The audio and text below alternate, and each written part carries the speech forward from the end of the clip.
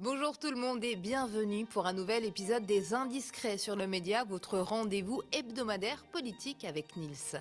Grâce à son carnet d'adresses sans égal, Nils nous permet d'arpenter chaque semaine les coulisses de la politique française et avouons-le, on adore ça.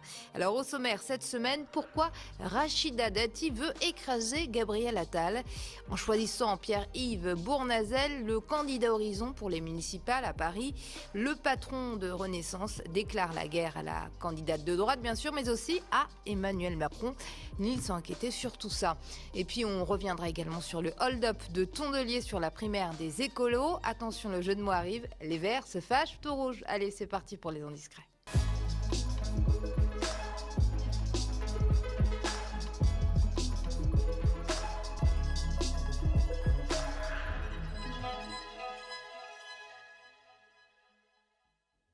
Coucou Nils. Salut Amira, salut à toutes et à tous. Alors, comment tu vas aujourd'hui ? Eh ben écoute, ça va mieux que Rachida Dati, Ah hein. bah, j'espère bien que tu vas mieux qu'elle. Il paraît que la ministre de la Culture a en effet, en tout cas, est un peu en colère, ou peut-être même beaucoup ces derniers jours. Oui, c'est rien de le dire, hein, et cela à cause d'un homme, Gabriel Attal, hein, le patron de Renaissance, tu le disais au sommaire de cette émission, a décidé de soutenir avec une grande part des macronistes le candidat d'Édouard Philippe, Pierre-Yves Bournazel, pour les municipales à Paris. Et donc, ce mardi, hein, le comité politique du Parti Renaissance, s'il te plaît, s'est majoritairement exprimé en faveur donc, de la candidature du candidat Horizon. Par ailleurs, la Commission nationale d'investiture, présidée par Franck Riester, a également validé ce choix à l'unanimité. Moins de voix, Aurore Berger et Marie Guévenoux. Écoutons Aurore Berger, voilà, au micro de France Info. Je sais que je soutiendrai la candidature de Rachida Dati. Sylvain Maillard, qui est député de Paris, la soutient. Benjamin Haddad, qui est député de Paris et l'un de mes collègues au gouvernement, la Et soutient. le Donc on président de la sera un République, parce certain qu'on nombre sait que Gabriel à Attal, la soutenir. manifestement, va soutenir Bournazel, donc le candidat Horizon. Mais est-ce que vous en avez discuté Mais avec le je président de n'ai la pas- République? Parce qu'on je- avait parlé, excusez-moi, je finis ma question, Je vous en quand elle prie. est entre ministère de la Culture, on avait dit, il y a un deal, le président de la République va soutenir Rachida Dati. Manifestement, il se passe beaucoup de choses. Vous, Écoutez, c'est clairement, au président de la République de s'exprimer s'il le souhaite. Voilà, donc Aurore Berger n'est pas très contente hein, et elle compte bien continuer à soutenir Rachida Dati. Et évidemment, eh bien, ce ralliement de Gabriel Attal n'a pas du tout plu à la principale intéressée qui s'est empressée de lâcher son premier coup. Regardez. Gabriel Attal, je vais vous dire, il disait lui-même qu'il ne comprenait pas les décisions du président de la République. Alors je suis peut-être d'accord avec lui sur une décision. Moi, je n'ai pas compris pourquoi il avait nommé Premier ministre pour être dans ce comportement aujourd'hui. Voilà, c'est tout ce que j'ai à lui dire. Nous, on va faire campagne. Voilà, et ce n'est qu'un début, hein, parce que la ministre a bien l'intention de rendre coup pour coup à Gabriel Attal, hein, qu'il avait pourtant nommé ministre de la Culture au gouvernement. Voici ce que dit l'un de ses proches. Gabriel ne sait pas ce qu'il attend, il n'a encore rien vu. Je vais l'écraser, il ne va pas comprendre ce qui lui arrive. Alors on se souvient, Amira, qu'elle avait déjà menacé Attal de transformer son chien Volta en kebab, hein, quand il était Premier ministre et qu'il voulait raboter son budget à la culture. Et puis bon, il s'était quand même réconcilié hein, avec le toutou, toujours vivant, dans les jardins du ministère de la Culture. Voilà, c'était en octobre 2024, un petit souvenir. Alors cette fois, changement d'ambiance, hein, puisque les deux, Attal et Dati, devaient avoir rendez-vous ce dimanche. Et évidemment, Rachida Dati a fait annuler cette rencontre. Voilà, donc En tout cas, Nils, on l'a bien compris, la guerre entre les deux est déclarée. Puis on connaît Rachida Dati, hein, je pense que ça va bien chauffer. oui, tous les coups sont permis, hein, et d'ailleurs, Rachida Dati s'est empressée de publier une photo d'une petite réunion avec des personnalités macronistes parisiennes sur X, hein, petite réunion fort sympathique en terrasse.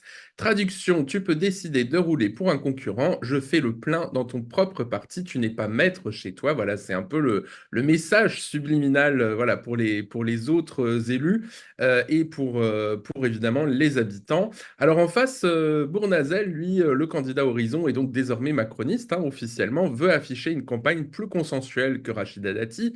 Il veut la fonder sur le rassemblement, un vaste sujet, notamment à droite et chez les macronistes. Et il égratigne surtout sa rivale à droite sans avoir l'air d'y toucher. Voici ce qu'il m'a déclaré. Je veux mener une campagne positive. Il faut quelqu'un qui s'occupe du travail à Paris. Et il est immense. Je suis un rassembleur. Voilà, c'est ce qu'affirme Pierre-Yves Bournazel. Alors tu le connais, tu l'as même parlé manifestement, mais qui est-il ce monsieur Bournazel? Parce que finalement, il n'est pas si connu du grand public. Oui, c'est vrai, hein, c'est un natif du Cantal hein, qui a grandi à Tulle en Corrèze. Alors, petit indice. Encore? Eh oui, c'était le département d'élection de Chirac et de Hollande, hein. Et puis, bah voilà, ce monsieur a fait presque toute sa carrière au sein de la droite parisienne, hein.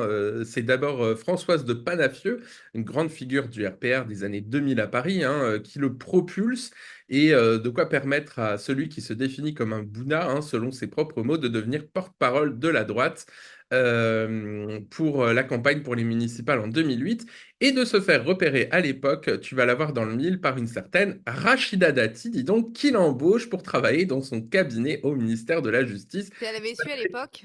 Oui, voilà, sacrée ironie hein, quand même, hein. Alors, il s'est présenté déjà 3 fois aux élections, hein, et notamment aussi à la primaire de la droite pour Paris en 2014. C'est un peu l'éternel candidat. Alors, qu'est-ce qui s'est passé entre-temps pour que les macronistes, en fait, lâchent Dati? Moi, il y a eu plusieurs facteurs, hein, selon mes informations. Alors d'abord, il y a une partie du drame qui s'est déroulée cet été, hein. Fin août, Renaissance a commandé un sondage à l'Institut Verian Mhm. et l'étude a d'ailleurs fuité hein, fort opportunément dans Le Parisien. Dis donc, la semaine dernière, on se demande bien pourquoi. Eh bien, écoute, selon cette étude, Bournazel ferait quand même 14% des voix avec le soutien d'Attal contre 21% seulement pour Rachida Dati. Et d'ailleurs 22% pour le candidat socialiste Emmanuel Grégoire. Alors c'est quand même une grosse contre-performance hein, pour Rachida Dati, qui faisait 35% des voix en mars avec le soutien des macronistes. Bref, voilà, alors presque 10 points en moins, hein, c'est un chiffre jugé décevant pour une personnalité aussi médiatique qu'elle. Et puis il y a eu aussi ces menaces à peine voilées hein, contre l'éditorialiste Patrick Cohen, qui a eu le malheur de la critiquer et de rappeler ses casseroles judiciaires. Non, je ne vous détourne pas la question. Je vous renvoie. Il y a une enquête vous concernant. Est-ce que c'est vrai, Non, Monsieur moi, Cohen? je n'ai pas Moi, d'enquête de j'ai beaucoup de justice, peine. pardon, madame. Si, parce que le harcèlement, c'est un délit, Monsieur Cohen. Je n'ai pas été Eh accusé ben, de il y a eu une harcèlement enquête, par personne. si, dans une enquête Mediapart. C'est un délit, Monsieur Cohen.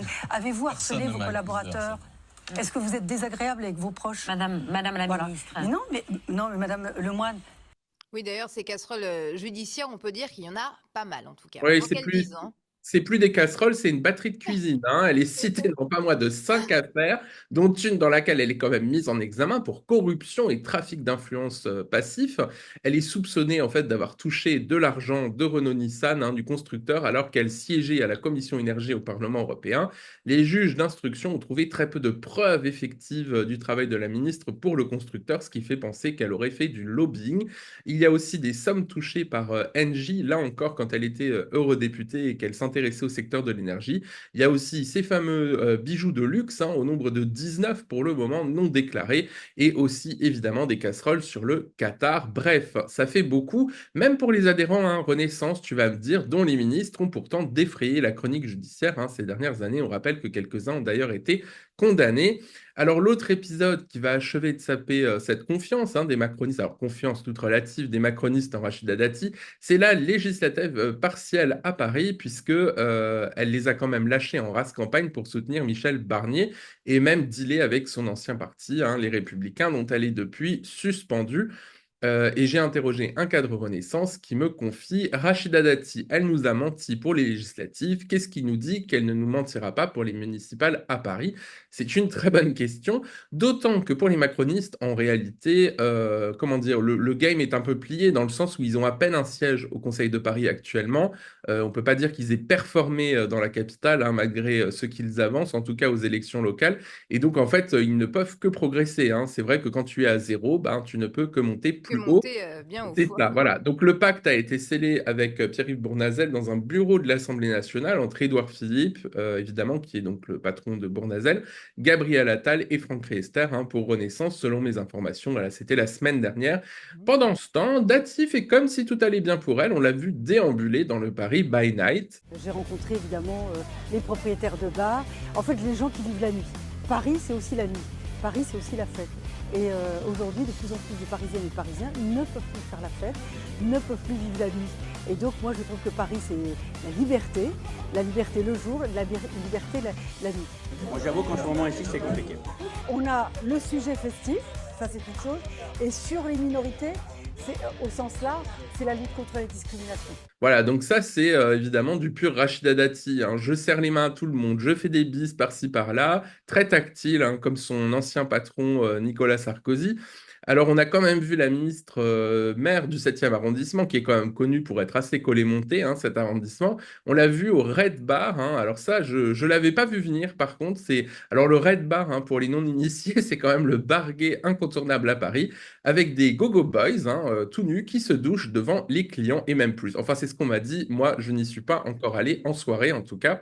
Ironie du sort, Dati n'a jamais été une élue progressiste, hein, avec la communauté LGBT. Elle était contre le mariage pour tous en France, contre l'interdiction des thérapies de conversion au Parlement européen. Elle s'est même opposée à la PMA pour tous.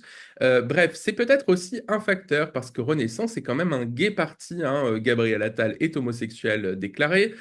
Clément Beaune, lui aussi, est homosexuel, tout simplement. Franck Riester également. Il a fait son coming out de façon très publique. Donc voilà, c'est vrai que c'est un parti quand même très gay et c'est un sujet pour les macronistes qui se veulent, en tout cas en apparence, parce qu'évidemment, il y a des nuances, mais en tout cas, qui se veulent progressistes en apparence. Alors, il y a une tribune qui est sortie dans l'opinion qui a parachevé, hein, l'opération Lâcher Dati et on retrouve l'aile gauche de la Macronie, enfin, l'aile gauche, celle qui se présente comme telle, avec David Amiel, notamment Clément Beaune, dont on parlait, Astrid Panosyan-Bouvet, voilà, etc., etc. Alors bon, on parle de Dati, hein, qui garde la face, et on parle moins de l'état de faiblesse, hein, du parti de la Macronie, qui en ce moment ne va pas très bien non plus, hein. Bah oui, hein, c'est vrai. Alors, Renaissance n'envoie pas son propre candidat. Alors, je sais pas ce que tu en penses, mais enfin, quand même, ça fait un petit peu tâche, surtout pour l'ancien premier parti, hein, présidentiel, qui depuis quand même a eu une fuite d'adhérents non négligeable, échaudé quand même par tout simplement l'exercice du pouvoir d'Emmanuel Macron là depuis 8 ans. Et puis, il y a eu évidemment la dissolution, hein, qui a un peu parachevé le départ effectivement des adhérents et notamment des premiers soutiens. Alors, à la base, Renaissance voulait attester la candidature de Clément Beaune à Paris, mais c'était un profil trop faible, hein, pour cette bataille des municipales. C'est ce que reconnaît un cadre Renaissance. Et en plus, cette séquence est un peu embarrassante parce que les macronistes se divisent. Alors, il y a 3 figures de Renaissance. Aurore Berger, Benjamin Haddad et Sylvain Maillard qui refusent d'obéir à Gabriel Attal et qui vont faire quand même campagne pour Dati. Alors ça à la fois ça gêne Renaissance et puis ça en fait rire certains. Il faut voir notamment le regard gêné de Haddad et Maillard quand Dati charcute Attal.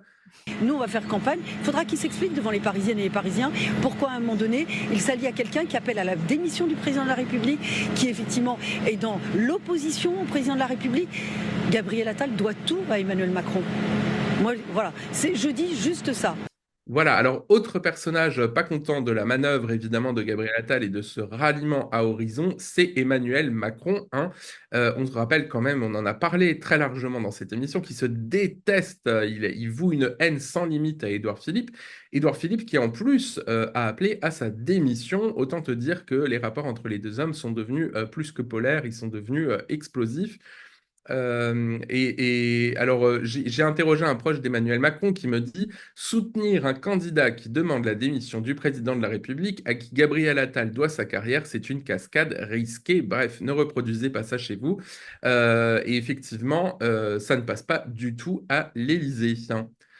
Alors, Nils, on se souvient également de ce qu'avait dit Maillard. Bref, ceux qui soutiennent Rachida Dati, finalement, si je peux m'exprimer ainsi, comme dit l'expression, c'est pas forcément les couteaux les plus aiguisés du tiroir. Oui, c'est ça, hein. D'ailleurs, le débauchage de ces 3 figures de Renaissance, hein, Aurore Berger, Benjamin Haddad et Sylvain Maillard, ça fait rire sous cap quand même certains macronistes.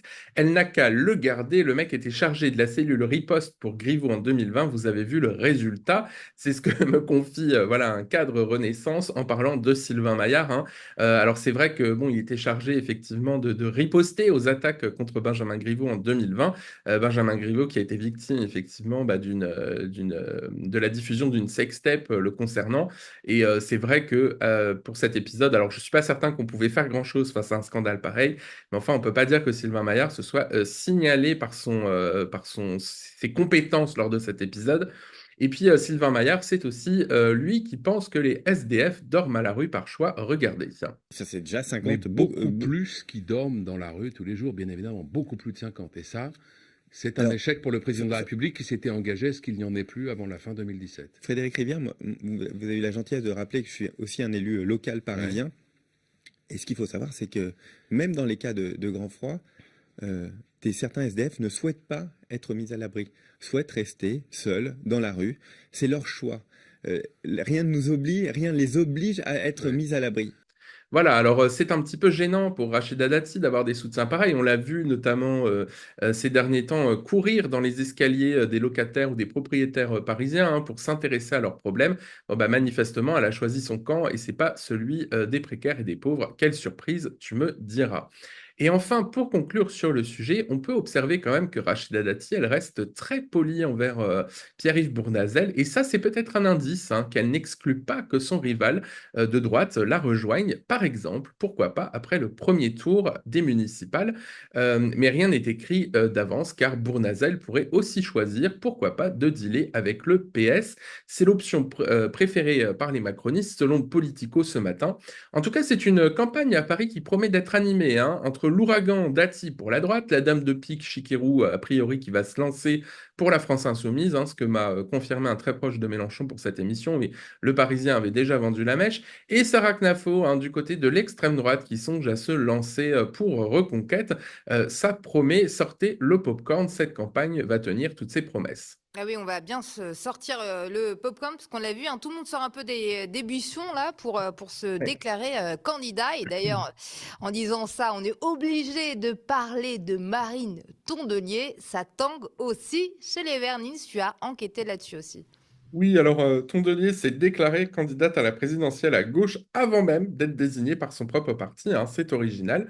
Autant dire que ça ne passe pas du tout en interne. Alors, c'est vrai que l'annonce n'a rien d'une surprise.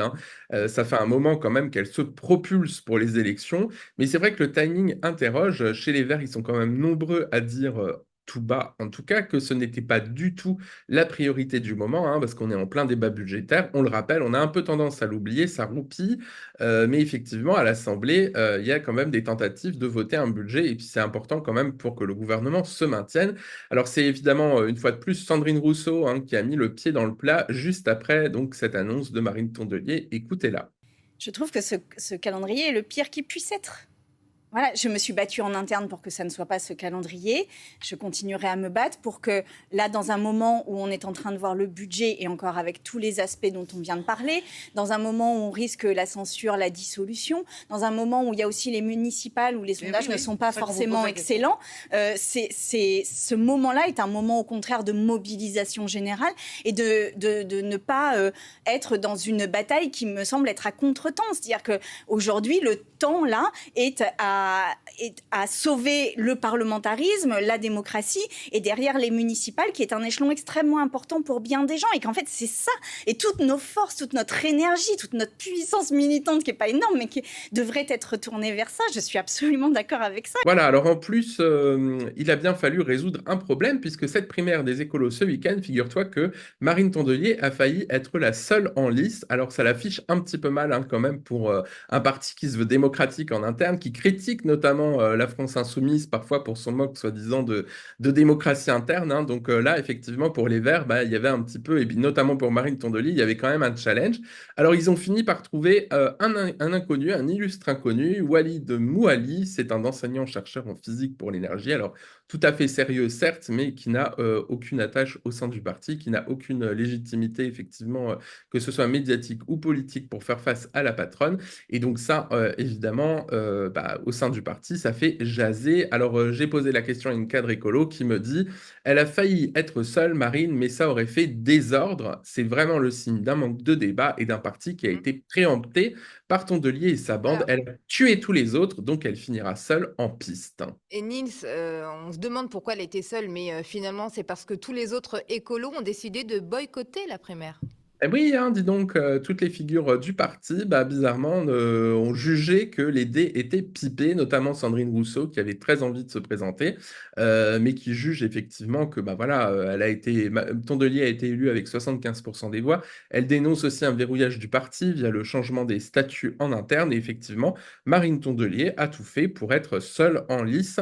Et puis, il y a aussi un petit souci d'image, c'est que un souci d'image, et puis il y a aussi un souci sur sur le fond, c'est-à-dire que le discours de Marine Tondelier est souvent jugé infantilisant, comme lorsqu'elle parle de ces jeunes militants confrontés effectivement au réchauffement climatique, aux défis écologiques. Écoutez-la. Ça fait 2 ans que vous êtes là-dessus, Madame Fressoz. Ah non, pas du tout. Non, moi je suis sur les résultats des élections européennes et la grande vague anti-écolo. On peut comprendre qu'en fait, des jeunes qui voient qu'on est en train de flinguer leur avenir, qui savent même pas dans quel monde ils vont finir leur vie et si la planète sera encore habitable, est un moment de panique. Et dans cette société de somnambules, parce que oui, cette société est somnambule sur les sujets environnementaux, ils aient envie de hurler et ils ne savent plus comment se faire comprendre et comment se faire entendre, parce que les politiques sont somnambules. Voilà, donc est-ce que finalement les militants écolos les plus radicaux du parti sont des jeunes en panique qui ont envie de hurler, ou est-ce que ce sont juste des personnes plus lucides qui veulent changer le monde, hein? Il y a débat effectivement au sein du parti.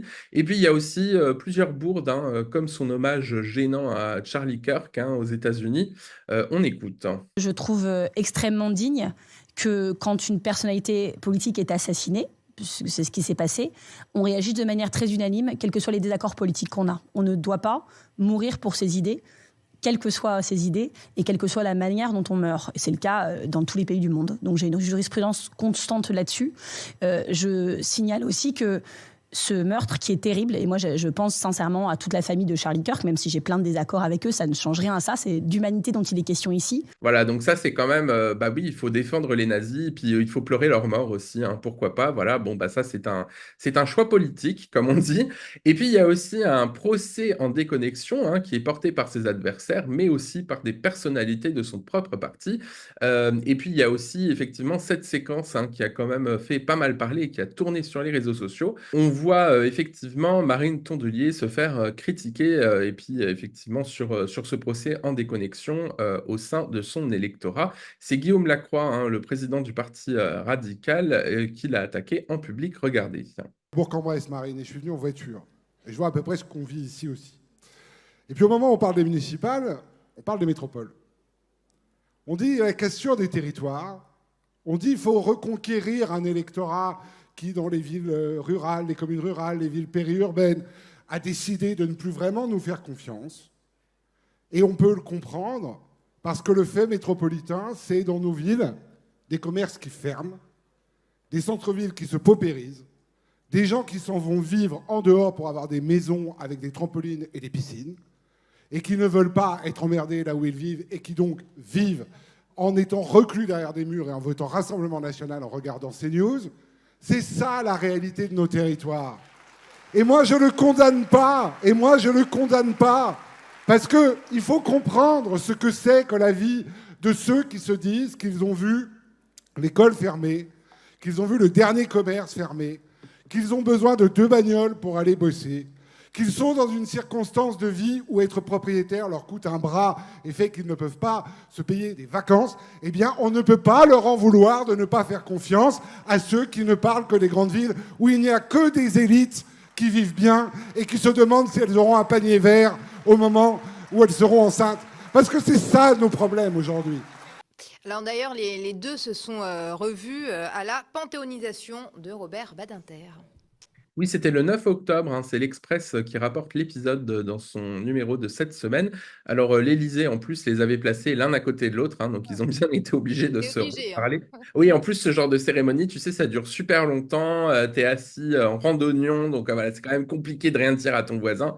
Et donc, Tondelier, hein, fidèle à elle-même, très cash, elle a dit tout le mal qu'elle pensait de l'intervention de Lacroix, elle l'a traité de misogyne, et elle a dit qu'il flattait les fachos et qu'il devrait davantage travailler ses dossiers, car une trentaine de communes réfléchissent notamment au panier vert, hein, donc c'est une solution pour permettre aux citoyens de mieux s'alimenter. Alors un autre souci aussi, c'est la communication de Tondelier, on l'a dit, qui est souvent jugée maladroite, et il y a eu notamment cette affiche de candidature qui a fait beaucoup parler, on la voit s'afficher à l'écran, une autre Marine est possible. Alors ça c'est quand même une affiche, je peux te le dire parce que j'en ai discuté avec plusieurs conseillers en communication, et ça a fait beaucoup parler, alors ça c'est l'objectif est atteint, mais mais en revanche, est-ce qu'elle n'utilise pas finalement les propres mots de Marine Le Pen et est-ce que finalement ça ne concorde pas finalement à la renforcer, hein, la leader d'extrême droite? C'est vrai que l'humour en politique, c'est toujours un terrain glissant, il faut l'utiliser avec parcimonie. Et finalement, avec ce slogan, on peut dire que Marine Tondelier ne finit par évoquer que le nom de Marine Le Pen. Alors, en plus, c'est pas un slogan tout neuf, hein, il date de 2012, quand l'écolo venait provoquer le RN sur son terrain à Hénin-Beaumont. Alors, ça nous rajeunit pas tout ça, mais c'était il y a plus de 10 ans. Mais à l'époque, Marine Tondelier était encore une illustre inconnue et elle pousse la chansonnette sous les yeux hilars de Marine Le Pen et Steve Briouat. Regardez cette séquence.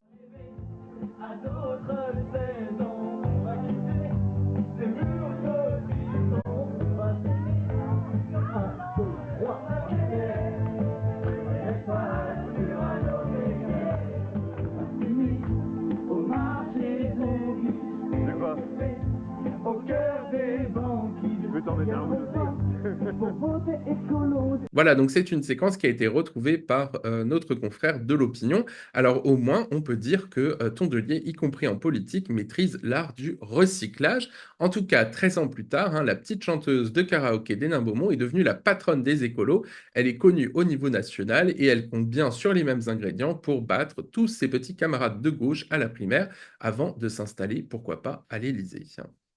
L'avenir nous le dira, Nils. Merci beaucoup pour ta chronique et tes petites enquêtes, je dirais même tes indiscrétions. En tout cas, merci à toi et puis on se retrouve la semaine prochaine du coup. Merci beaucoup, à bientôt.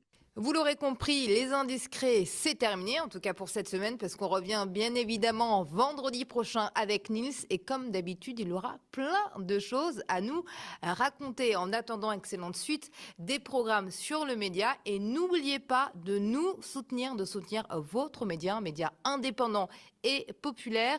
Ne l'oubliez pas, on lance une campagne, ça s'appelle Riposte. Ça se passe dès maintenant sur campagne.lemediatv.fr. On a besoin de vous, on a besoin de force. Alors soutenez-nous, à bientôt.